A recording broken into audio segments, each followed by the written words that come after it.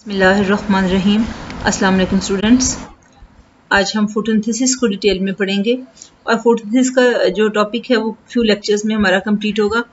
तो आज हम बिल्कुल इसका स्टार्ट पढ़ रहे हैं, लेकिन फोटोसिंथेसिस से पहले हम एक बात कर लें कि एक्चुअली ये जो हमारे लेक्चर्स हैं जो आगे ऑनवर्ड पूरा चैप्टर है, चैप्टर नंबर 4 आज क्योंकि स्टार्ट करें तो ये बायो एनर्जेटिक्स में आता है। बायो एनर्जेटिक्स को हम कैसे डिफाइन कर सकते हैं कि the quantitative study of energy relationships in biological system is called bio energetics. यानी हम अब एनर्जी रिलेशनशिप्स जो हैं उनको हम डिस्कस करेंगे इसके अंदर और क्वांटिटेटिवली डिस्कस करेंगे। तो इसमें सबसे पहले जो हमने, और ये बायोलॉजिकल स्टडी एनर्जी ट्रांसफॉर्मेशन जिनकी हम बात करेंगे, ये लॉज ऑफ थर्मोडायनामिक्स को बे करते हैं। अब ये हम सबसे पहले इसमें जो ज़्यादा डिस्कस करना है हमने वो है फोटोसिंथेसिस। अब केमिकली अगर हम बात करना चाहें फोटोसिंथेसिस तो ये रेडॉक्स प्रोसेस है। रेडॉक्स प्रोसेस कौन सा होता है कि जिसके अंदर ऑक्सीडेशन और रिडक्शन साथ साथ होती है। यानी अगर एक जो है मॉलिक्यूल ऑक्सीडाइज हो रहा है तो दूसरा क्या हो जाएगा, रिड्यूस होगा। अब इसके अंदर क्योंकि हम टिपिकली फोटोसिंथेसिस की बात करें तो इसमें क्या होता है कि यहाँ आप देख सकते हैं कि ये कार्बन डाइऑक्साइड है, ये ऑक्सीडाइज फॉर्म है कार्बन की। अब ये क्या करेगी, जो कार्बन डाइऑक्साइड है ये क्या करेगी कि ये रिड्यूस होके क्या बना देगी, ये ग्लूकोज। अब ग्लूकोज क्या है, ये इसकी रिड्यूस्ड फॉर्म ऑफ कार्बन है, क्योंकि इसने क्या किया, हाइड्रोजन को गेन कर लिया है, तो ये क्या हो गई, ये रिड्यूस हो गई है। अब इस जो है प्रोसेस के अंदर जो वाटर है ना, वाटर ये क्या करता है, ये रिड्यूसिंग एजेंट के तौर पे काम करता है। और रिड्यूसिंग एजेंट के बारे में याद रखें कि रिड्यूसिंग एजेंट क्या करेगा कि दूसरे को तो रिड्यूस कर देगा और खुद क्या हो जाएगा, ऑक्सीडाइज हो जाएगा। तो इसने रिड्यूस किसको किया है, ग्लूकोज को, और ऑक्सीडाइज होके ये देखिए इसकी क्या हो रही है, ऑक्सीडेशन। ऑक्सीडाइज होके क्या बना देगा, ऑक्सीजन। तो आप ये देखिए रिडॉक्स रिएक्शन है। ये रिडॉक्स रिएक्शन क्यों कह रहे हैं कि रिडक्शन और ऑक्सीडेशन दोनों जो है इसके अंदर हो रही है। कार्बन डाइऑक्साइड जब ये इसके अंदर ग्लूकोज में चेंज होती है तो ये रिडक्शन है, और वाटर जो है ये क्या होता है कि जब ये ऑक्सीजन जो है इसमें ब्रेकअप हो जाता है हाइड्रोजन और ऑक्सीजन में, तो ये क्या है, इसकी ऑक्सीडेशन है। यानी कि ऑक्सीजन जो है इसमें से क्या हुआ है कि हाइड्रोजन ऑक्सीजन रह गई और हाइड्रोजन क्या हो गई है, वो रिमूव हो गई है, तो इसलिए हम इसको ऑक्सीडेशन कहते हैं। अब जो इस प्रोसेस के अंदर जो अगर बायो एनर्जेटिकली देखें तो फोटोसिंथेसिस को फिर हम कैसे डिफाइन कैसे कर सकते हैं कि एनर्जी कन्वर्जन प्रोसेस है कि इसके अंदर क्या हो रहा है कि एनर्जी पुअर कौन से मॉलिक्यूल्स है, कार्बन डाइऑक्साइड और वाटर, ये इनऑर्गेनिक मॉलिक्यूल्स है और इनके अंदर कोई भी एनर्जी प्रेजेंट नहीं होती। तो ये जो एनर्जी पुअर मॉलिक्यूल्स हैं कौन से, ये वाला कार्बन डाइऑक्साइड और ये क्या है, वाटर। अब ये ट्रांसफॉर्म किस में हो जाते हैं, energy rich molecule. Energy rich molecule कौन सा है, ग्लूकोज। ग्लूकोज में चेंज हो जाते हैं। अब एक्स्ट्रा एनर्जी जो अब्जॉर्ब होगी सनलाइट की फॉर्म में, वो फोटोसिंथेटिक जो पिगमेंट्स हैं वो उसको क्या करते हैं, वो उसको एब्जॉर्ब करते हैं। ओवरऑल फोटोसिंथेसिस जो है वो ये रिएक्शन आपका ये हमने डिस्कस कर लिए। अब ये प्रोसेस जो है ये इन्वॉल्व क्या करता है कि इंट्रैक्शन हो रही है। आप देखें किस किस चीज़ की, यहाँ पर क्या है, लाइट है यानी सनलाइट है, फिर ये क्लोरोफिल है यानी कि पिगमेंट है, और फिर इसके अलावा वाटर और कार्बन डाइऑक्साइड जो है, ये सारी चीज़ें जो है ये एक दूसरे से इंटरेक्ट करेंगी और फिर आपका जो है वो ग्लूकोज मॉलिक्यूल जो है वो इसमें बन जाता है। अब हम एक एक करके देखते हैं कि किस किस चीज़ का क्या रोल है। सबसे पहले रोल ऑफ लाइट। अब सनलाइट असल में क्या होती है कि ये इलेक्ट्रोमैग्नेटिक फॉर्म ऑफ एनर्जी है, और फुल रेंज जो इलेक्ट्रोमैग्नेटिक रेडिएशंस की यूनिवर्स में है उसको हम इलेक्ट्रोमैग्नेटिक जो स्पेक्ट्रम कह देते हैं। ये आप देख सकते हैं कि ये आपकी फुल रेंज दिखाई हुई है और इसको हम क्या कहते हैं, ये वाला जो है ये क्या है, इलेक्ट्रोमैग्नेटिक स्पेक्ट्रम कहलाता है। अब इसमें अगर आप देखें कि विजिबल लाइट कितनी है, यहाँ से देख लें, ये विजिबल लाइट है, इतनी सी है, ये विजिबल लाइट है, इसका स्मॉल पार्ट है। तो जो ये हमारा स्पेक्ट्रम जो है इलेक्ट्रोमैग्नेटिक स्पेक्ट्रम जो कि यूनिवर्स में प्रेजेंट है, उसमें ये देखें क्या आ जाती है, ये आपका जो वेवलेंथ है, जब हम इधर से इस तरफ जा रहे हैं तो वेवलेंथ इंक्रीज हो रहा है। यानी कि मिनिमम वेवलेंथ सबसे कम वेवलेंथ गामा रेज का है और सबसे ज़्यादा जो है वो AM जो है इनका सबसे ज़्यादा इनका होता है। अच्छा, अब जो है वो इसमें गामा रेज हैं, फिर एक्स रेज हैं, फिर अल्ट्रावायलेट रेज हैं, इंफ्रा, यहाँ विजिबल स्पेक्ट्रम हमारा आ जाता है, यहाँ इंफ्रारेड है। यानी कि विजिबल स्पेक्ट्रम जो है विब गॉयर जिसको आप लिखते हो, उससे कम किसका है, अल्ट्रावायलेट। इसके इस तरफ अल्ट्रावायलेट और इसके इस तरफ क्या होती है, इंफ्रारेड रेज। अब इसके बाद रेडार भी है, FM है, TV है, शॉर्टवेव है और AM है। अक्सर आप ये तो सुनते ही होंगे कि इतने FM पे आप जो है वो रेडियो जब सुनते हैं, अभी शॉर्टवेव पे या AM पे, तो ये अक्सर आप ये जो है ये सुनते हैं ये चीज़ को ना। अब विजिबल लाइट की अगर हम बात करें तो ये आपका देख सकते हैं कि ये सिर्फ स्मॉल पार्ट है इसका स्पेक्ट्रम का, और ये किसके दरमियान में होगा, यहाँ से आप ये अंदाज़ा कर सकते हैं। ये देखिए ये वेवलेंथ नैनोमीटर्स में लिखा हुआ है, ये आपका ये 400 है, यहाँ तक 400, इसका मतलब ये स्टार्ट कहाँ से हो रहा है, 380 से। 380 नैनोमीटर से स्टार्ट होता है और कहाँ तक जाता है, ये देखें ये है ना 400, 500, 600, 700, और यहाँ जाके कितना आ जाता है तकरीबन कि जब एंड के ऊपर आप आते हैं तो 750 जो है वहाँ तक जो है ये क्या होता है कि नैनोमीटर्स तक जो है ये विजिबल स्पेक्ट्रम है। अब ये हम इसको नेकेड आई से देख भी सकते हैं, और ये फोटोसिंथेसिस का जो प्रोसेस है उसके अंदर क्या होता है कि ये इफेक्टिव भी है।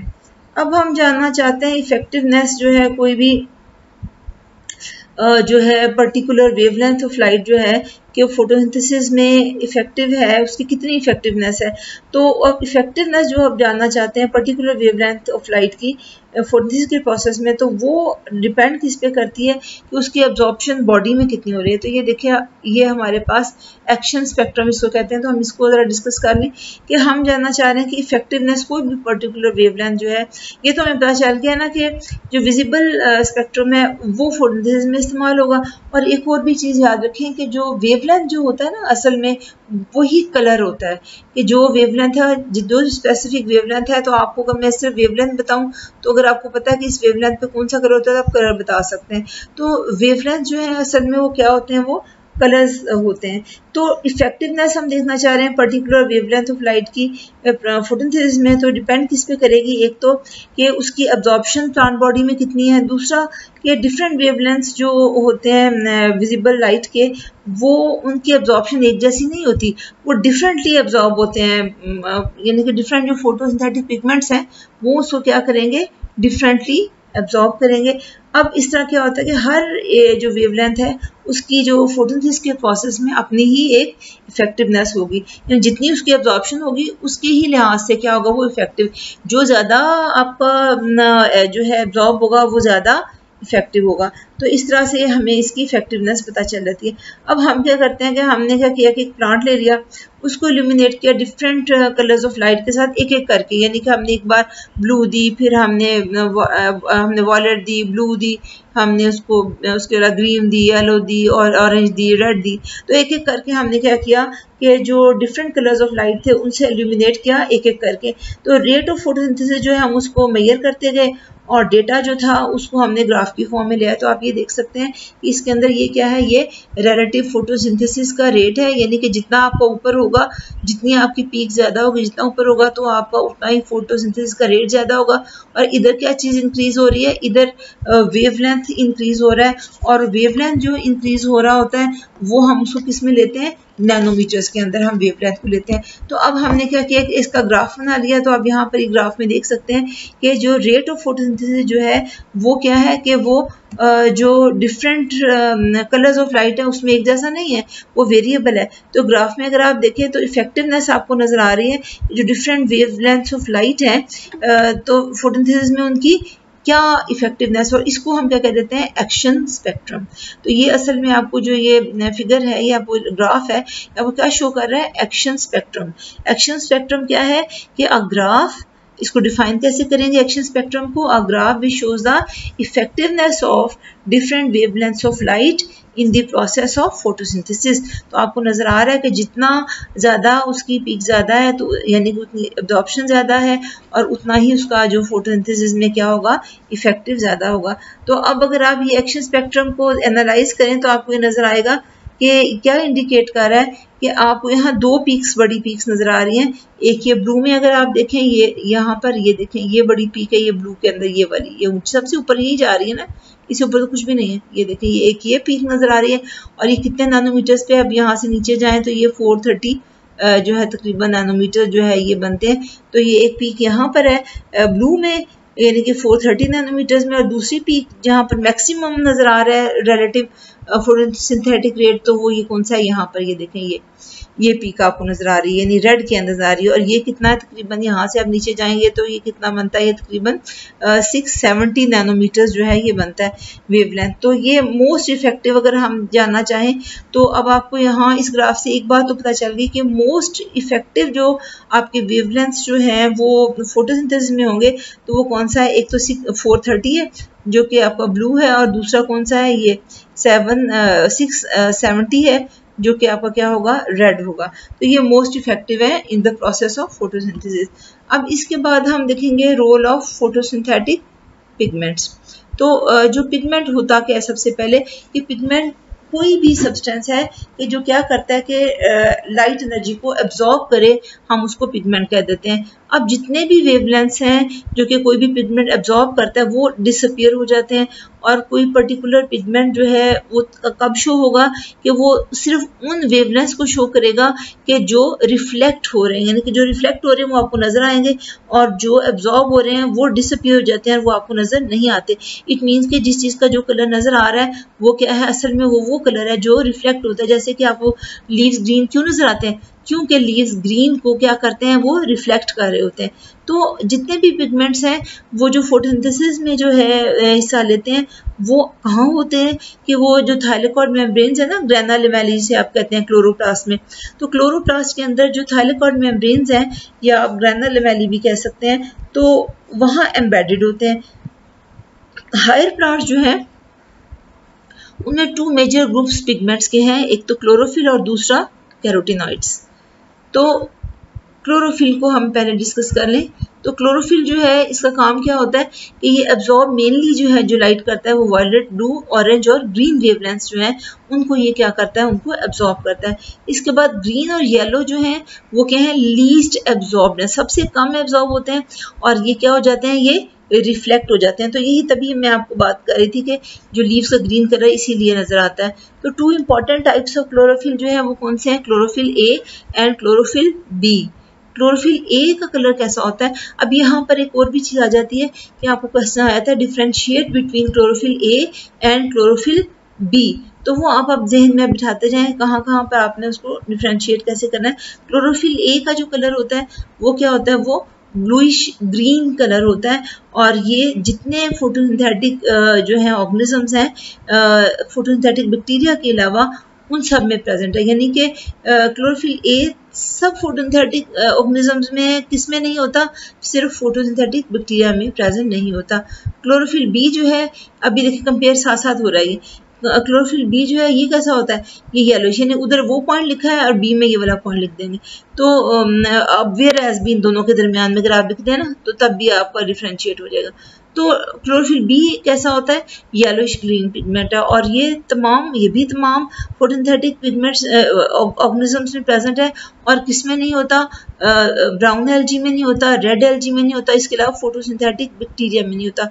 तो आपको एक बात तो समझ आ गई होगी कि ये जो फोटोसिंथेटिक बैक्टीरिया है ना, इनमें ना तो क्लोरोफिल ए है और ना ही क्लोरोफिल बी है। और एल्गी की अगर बात करें तो तमाम एल्गी में क्लोरोफिल ए तो प्रेजेंट होता है, लेकिन क्लोरोफिल बी जो है वो रेड और ब्राउन एल्गी जो है उनके अंदर प्रेजेंट नहीं है, लेकिन बाकी जो एल्गी की टाइप्स हैं उनके अंदर क्लोरोफिल बी भी प्रेजेंट होता है।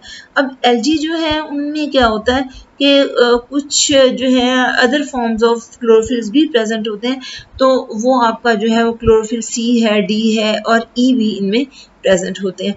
और फोटोसिंथेटिक बैक्टीरिया, क्योंकि अभी तो हमने कह दिया ना उसमें क्लोरोफिल ए भी नहीं है, बी भी नहीं है, तो फिर उसके पास क्या है, क्योंकि फोटोसिंथेटिक है ना, तो उनके पास एक और टाइप होती है क्लोरोफिल की जिसको बैक्टीरियो क्लोरोफिल कहते हैं, तो उनमें वो प्रेजेंट होता है जिसकी मदद से वो फोटोसिंथेसिस करते हैं।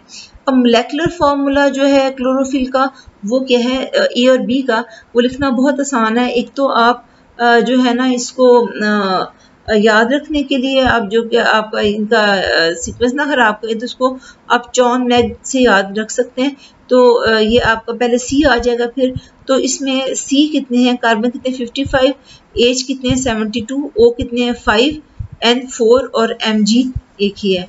ठीक है, अब जब आपने क्लोरोफिल बी लिखना है तो आपने सिर्फ ये 2 पॉइंट बस याद रखने हैं कि इनमें डिफरेंस है, बाकी वही सेम है। यानी कि सी भी कितना है 55, डिफरेंस किसमें है कि क्लोरोफिल ए में हाइड्रोजन जो है 72 है और बी में कितने होते हैं 70, ऑक्सीजन क्लोरोफिल ए में 5 है और क्लोरोफिल बी में कितने होते हैं 6, बाकी वही है N4 है और Mg साथ। तो अब मॉलिक्यूल जो क्लोरोफिल का जो है उसमें क्या होता है, एक हेड है और उसके अंदर जो है वो 2 टेल्स हैं। तो आप यहाँ से इसको देख सकते हैं, ये देखें, ये इसका जो आपको ये नजर आ रहा है ये वाला पोर्शन, ये हेड है इसका, ठीक है, और ये इसकी क्या है 2 टेल्स, एक ये टेल है और एक ये टेल है, तो इसकी 2 टेल्स हैं। तो अब इसमें जो है मॉलिक्यूल जो है, इसमें जो हेड जो है वो किससे मिलके बना होता है, वो इस ये जो ये आपको रिंग नजर आ रही है, ये बड़ी सी रिंग, ये वाली ये पोरफायरिन रिंग है, तो ये हेड रीजन है।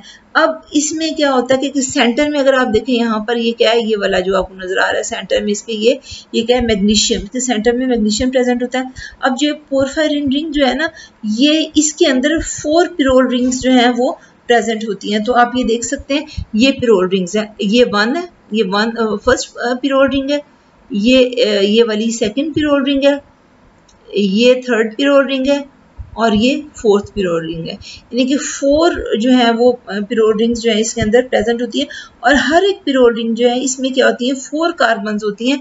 तो आप यहाँ से गिन सकते हैं, ये देखें, ये कॉर्नर जो है ना, कॉर्नर वो असल में क्या होता है कार्बन होता है, ठीक है। तो ये अनलेस के कुछ लिखा, जैसे यहाँ पर N लिखा हुआ है ना, इसका मतलब है इस कॉर्नर पे नाइट्रोजन है, ठीक है। तो ये गिन ले 1 2 3 और ये 4, तो कार्बन इसमें कितने हुए 4 कार्बन, और इसके साथ क्या अटैच्ड है, एक नाइट्रोजन एटम जो है वो अटैच्ड है। अब ये जो नाइट्रोजन एटम जो पिरोल रिंग्स के है ना, ये इंटरेक्ट किसके साथ करते हैं, सेंट्रल मैग्नीशियम, ये आप देख सकते हैं यहाँ पर ये जो नाइट्रोजन है किसके साथ, इसका भी नाइट्रोजन, इसका भी नाइट्रोजन, थर्ड का भी नाइट्रोजन और ये 4th वाले का नाइट्रोजन भी, यानी कि चारों के नाइट्रोजन पिरोल रिंग्स जो 4 हैं इनके नाइट्रोजन जो है वो किसके साथ जो है वो इंटरेक्ट करते हैं, मैग्नीशियम जो है जो सेंटर में प्रेजेंट है इसके साथ इंटरेक्ट करते हैं। अब पिरोल रिंग्स जो होती हैं इनके अंदर क्या होते हैं कि डिफरेंट ग्रुप्स जो हैं इनके इर्द गिर्द जो हैं वो प्रेजेंट हैं। यहाँ आप देख भी सकते हैं कि यहाँ पर यहाँ देख सकते हैं CH3 है, यहाँ CH डबल बॉन्ड CH2 और यहाँ पर ये 2 वाला जो है पिरोल रिंग यहाँ पर जो है यहाँ यही चीज़ डिफरेंस लाती है, बाकी दोनों क्लोरोफिल का स्ट्रक्चर बिल्कुल सेम है।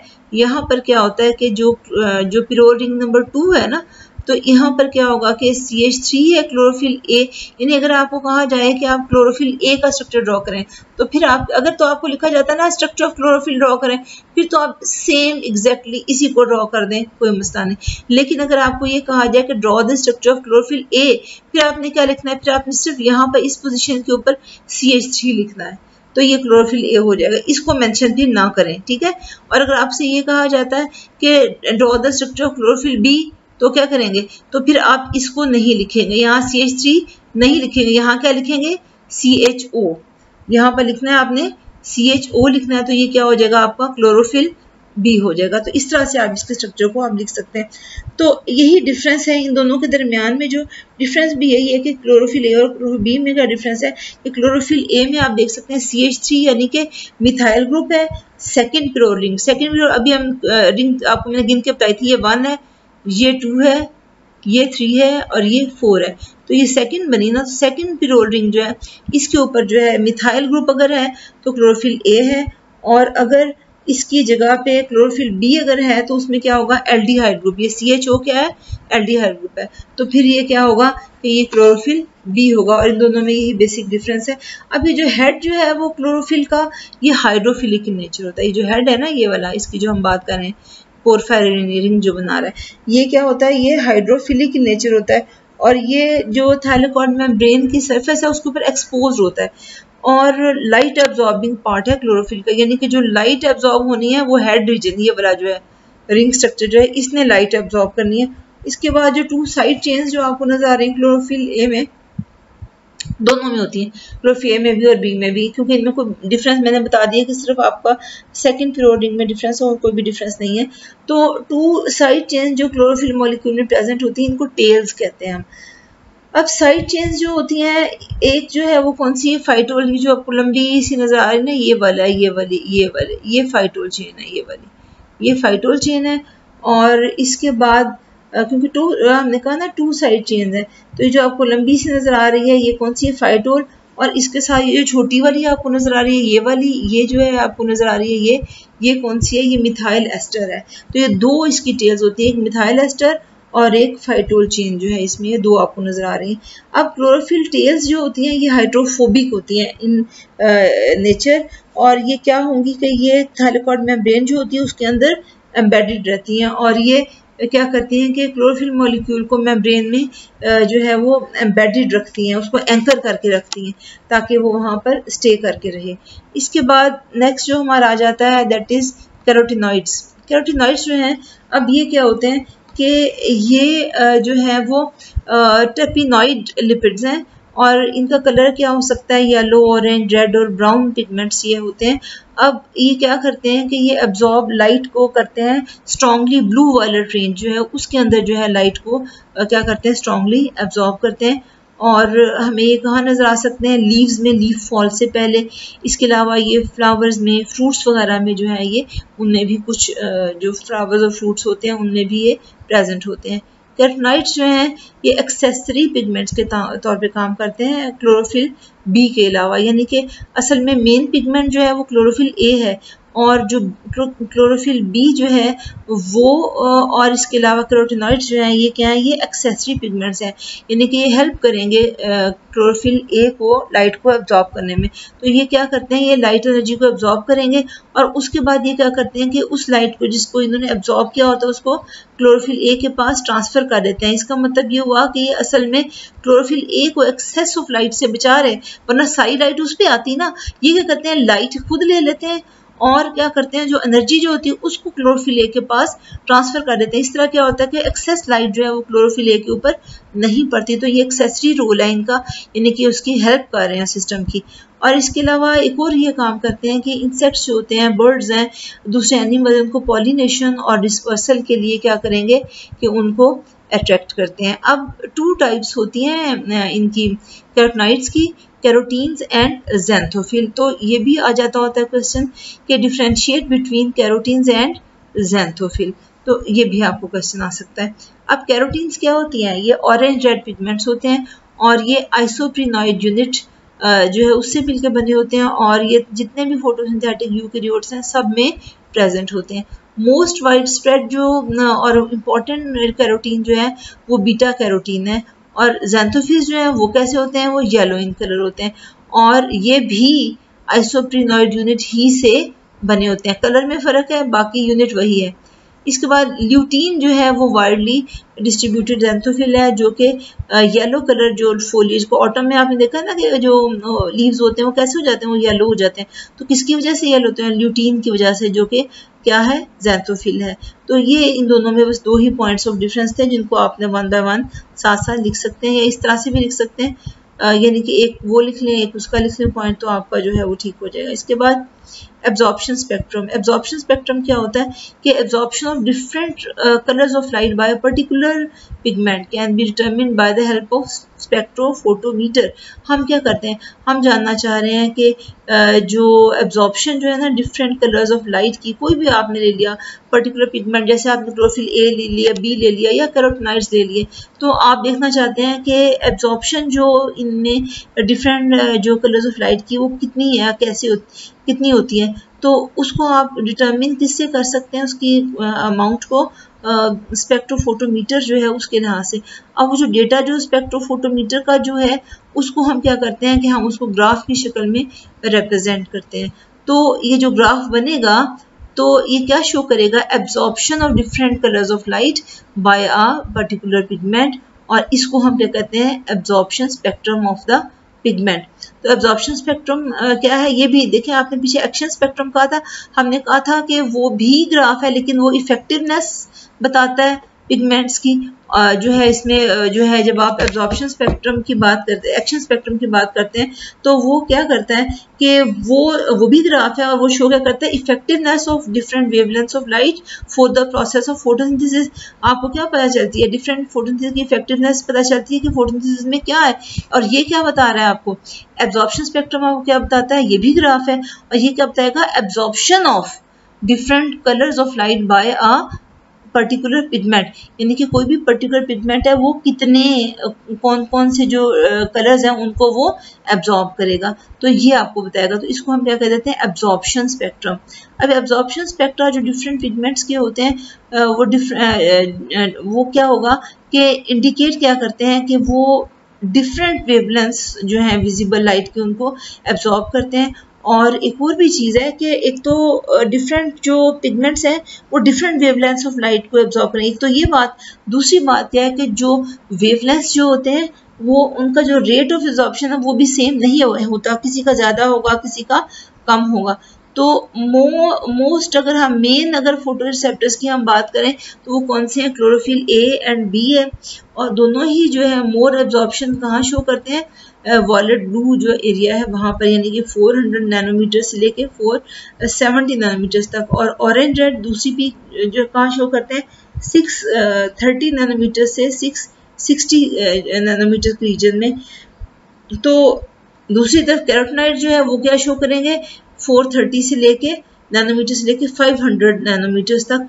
तो यहाँ आप ये देख सकते हैं, ये इसके अंदर देखें आपका एब्जॉर्प्शन स्पेक्ट्रम जो है वो डिफरेंट जो पिगमेंट्स का दिखाया हुआ है। तो आप ये एक एक करके देख सकते हैं कि ये आपका ये जो ब्लैक में है ये क्लोरोफिल ए है। यहाँ से देखें कि ये क्या है, ये क्लोरोफिल ए है, तो ये ब्लैक में ही जा रहा है। और ये देखें कि ये 2 पीक्स जो है वो शो कर रहा है। तो ए और बी दोनों, और बी को भी साथ देखना है, ये भी ये यहाँ पर शो कर रहा है इसके साथ, ये इधर यहाँ पर ये आपका क्या है, ये जो ब्लू में है ये क्या है आपका, ये क्लोरोफिल बी है।